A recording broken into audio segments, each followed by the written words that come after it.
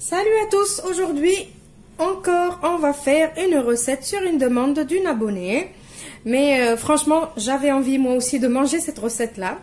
Alors c'est une demande spéciale pour faire des sponges, des beignets, je ne dirais pas encore marocains, il y en a qui vont se fâcher, des beignets marocains, les Algériens aussi savent faire, les Tunisiens savent faire, tout le monde sait faire, mais c'est chaque pays l'appelle différemment, chacun lui donne un titre différent. Mais le résultat il est le même, le goût il est le même. Donc pour ces sponges, pour ces beignets, il vous faut, moi je vais faire une toute petite quantité, parce que tout ce qui est trop huileux, nous on n'aime pas beaucoup, mais de temps en temps, on a envie de se faire plaisir.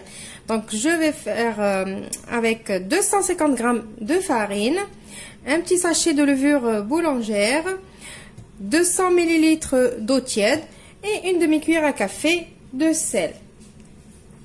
Et après, on aura besoin de l'huile pour la friture et pour façonner nos beignets. On passe à la recette. Donc pour cette recette, vous n'aurez pas besoin de pétrir, d'utiliser un robot ou quoi que ce soit. Je vais mettre mes 250 g de farine dans un saladier. Je vais mettre ma levure. Alors certes, il y a un petit peu beaucoup de levure, mais cette recette, c'est comme ça, il faut beaucoup de levure. Je vais mélanger un petit peu. Et je vais mettre ma demi-cuillère à café de sel. Alors pour ceux qui ne connaissent pas ces beignets là, c'est pas des beignets sucrés, c'est des beignets qui ont un petit goût salé. Mais on peut quand même les manger avec du miel ou ce qu'on veut. Maintenant je vais prendre mes 200 ml d'eau. Et je vais venir mettre doucement l'eau. Je vais mélanger comme ça avec ma cuillère et de l'eau tiède.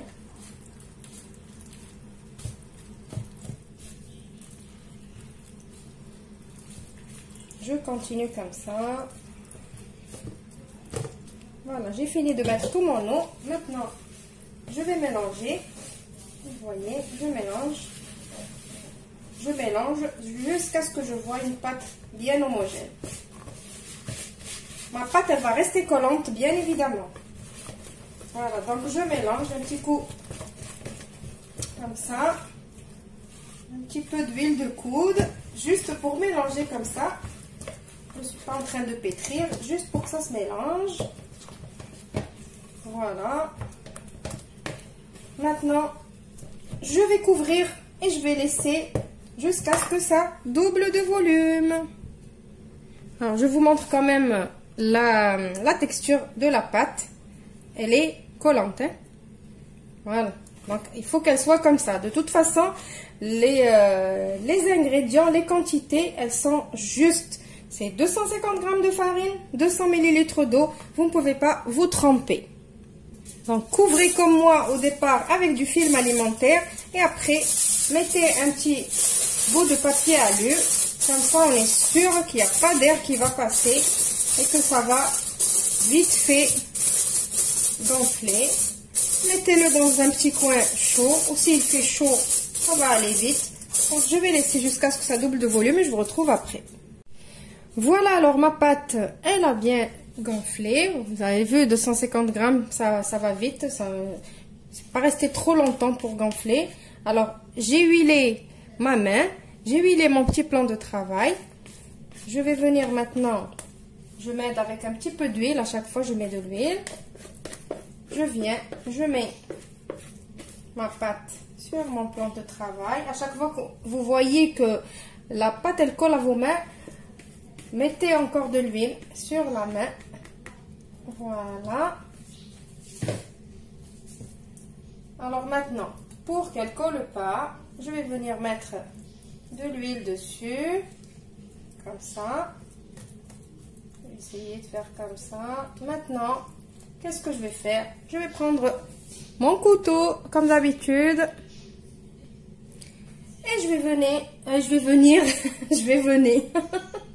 je ne sais pas d'où ça sort. Je vais venir couper. Donc là, je vais couper en deux. Après en deux. tout ça juste pour que j'ai des parts égales. Donc encore en deux. Et je continue encore en deux jusqu'à ce que je finis. Alors après avoir coupé comme ça, je vais encore couper dans l'autre sens. Alors moi je veux faire des petits. Si vous ne voulez pas faire des petits, laissez cette taille-là. Si vous voulez faire comme moi, suivez la recette. Alors maintenant que j'ai tout coupé, qu'est-ce que je vais faire? Je vais venir prendre avec les mains huilées bien sûr, prendre mon petit bout de pâte et je vais faire un tout petit trou ici. J'ai fait chauffer bien sûr ma poêle avec un peu d'huile, pas beaucoup d'huile. Je vais vous montrer, je vais poser mon beignet dans l'huile et je vais vous montrer.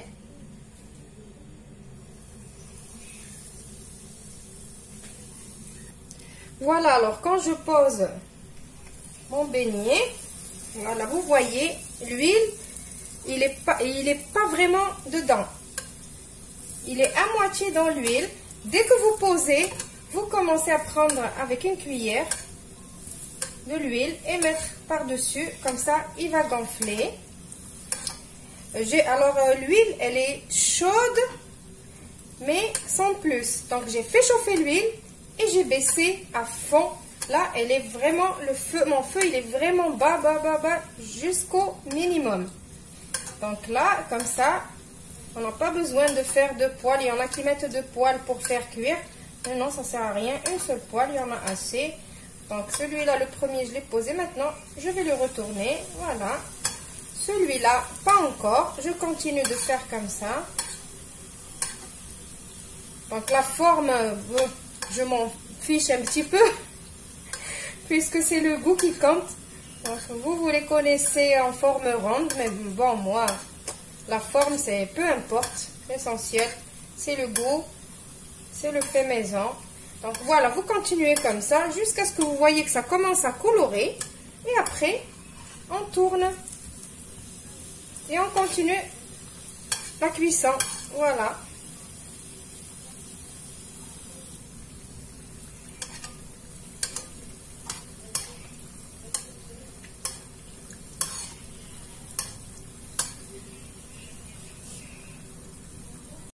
Voilà mes sphènes, ils sont prêts. Vous allez rigoler sur la forme, mais bon, c'est pas grave.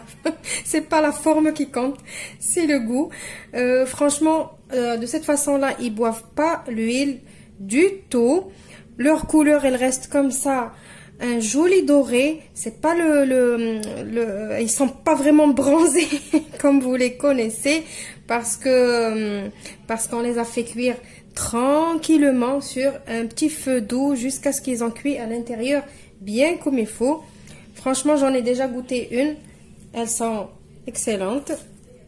Regardez. Je vais vous ouvrir une. Voilà.